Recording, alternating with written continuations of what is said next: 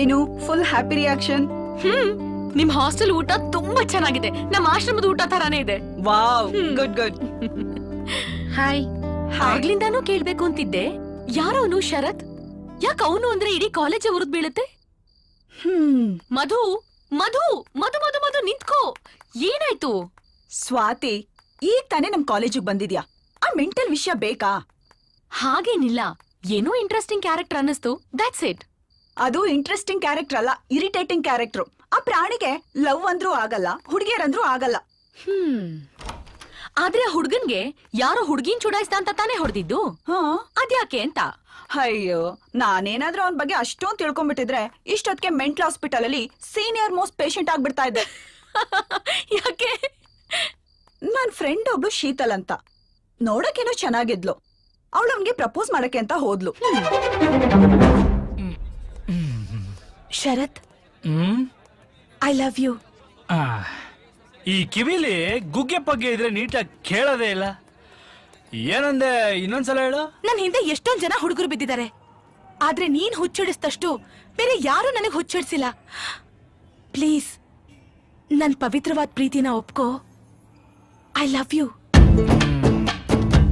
ನಾನೇನೊಂದ್ ಹತ್ತನೇವನ? ಹಾ,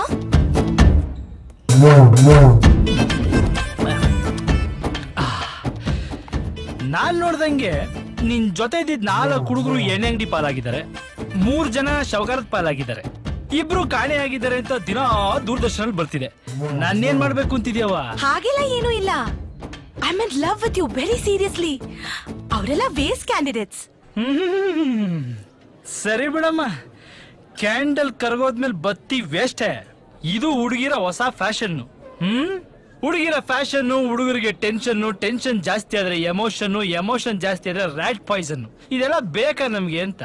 ಶರತ್, ಪ್ರೀತಿಸೋ ಹುಡುಗರ ಆರ್ಟಲ್ಲಿ ಪ್ರೀತಿ ಇದ್ರೆ ಸಾಲದು, ಆರ್ಟ್ ಮುಂದೆ ಇರೋ ಜೇಬ್ ತುಂಬಾ ದುಡ್ಡು ಇರ್ಬೇಕನ್ನೋ ಹುಡುಗಿರ್ ನೀವು. ನಿನ್ನ 9 ಜನ ಲೈನ್ ಹೊಡಿತಿದ್ರಲ್ಲ, ಅದ್ರಲ್ಲಿ ಯಾವನ್ಗಾದ್ರೂ ಒಬ್ಬನ್ಗಾದ್ರೂ 8 ಚಾಕ್ಲೇಟ್ ಆದ್ರೂ ಕೊಡ್ತಿದ್ಯಾ ನೀನು?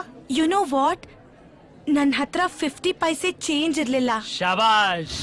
ಬಟ್ ನಾನು ಅವ್ರ ಹತ್ರ ಏನೂ ಕೇಳ್ತಾ ಇರ್ಲಿಲ್ಲ. ಅವ್ರಾಗೆ ಬಂದು ಏನೇನೋ ಕೊಡ್ತಾ ಇದ್ರು. ಪಾಪ ಅವ್ರಿಗೆ ಯಾಕೆ ಬೇಜಾರ್ ಮಾಡೋದು ಅಂತ ತಗೋತಿದ್ದೆ ಅಷ್ಟೇ. ಶರತ್, ಈಗ ಆ ವಿಷಯ ಎಲ್ಲ ಯಾಕೆ ಬಿಡು. ಈಗೇನ್ ತಾಯಿ, ಈ ಬಿಲ್ಡಿಂಗ್ ಇಂದ ನಾನ್ ಹಾರ್ಬೇಕಾ ಅಥವಾ ನೀನಂತ ತಳ್ಬೇಕಾ? ಶರತ್, ಜೋಕ್ ಮಾಡ್ತಿದ್ಯಾ? ನೀವು ಹುಡುಗರ ಮೇಲೆ ಲವ್ ಅನ್ನೋ ಪಾಶುಪತಾಸ್ತ್ರ ಬಿಟ್ಟ ಮೇಲಿಂದ ಪಾಪ ನಾವು ಪುರುಷರು ನಿಮ್ ಕಣ್ಣಿಗೆ ಜೋಕರ್ಗಳ ತರನೇ ಕಾಣಿಸ್ತೀವಲ್ಲ? ಹೌದಾ? ಏನೋ ಗೊತ್ತಿಲ್ಲಪ್ಪ. ಈ ಇಟ್ಗೆ ಪಡ್ಗೆ ತಗೊಂಡ್ ತಲೆ ಮೇಲೆ ಹಾಕ್ಬಿಡ್ತೀನಿ ಈಗ. ಲವ್ ಅಂತೆ ಲವ್. ಯಾಕ ಹಂಗ ಅವನು? ಯಾವಳಿಗ್ ಗೊತ್ತು. ಅವನ್ ಬಗ್ಗೆ ಏನಾದ್ರೂ ಯೋಚನೆ ಮಾಡ್ತಾ ಇದ್ರೆ ತಲೆಲಿರೋ ಕೂದೆಲ್ಲ ಬೆಳ್ಳಗಾಗಿ ಬೇರೆ ಹುಡುಗನ್ ಬೀಳ್ಸ್ಕೊಳಕ್ ಕಷ್ಟ ಆಗುತ್ತೆ. ಸುಮ್ನೆ ಮಲ್ಕೋ. Good night. Interesting character. Good night.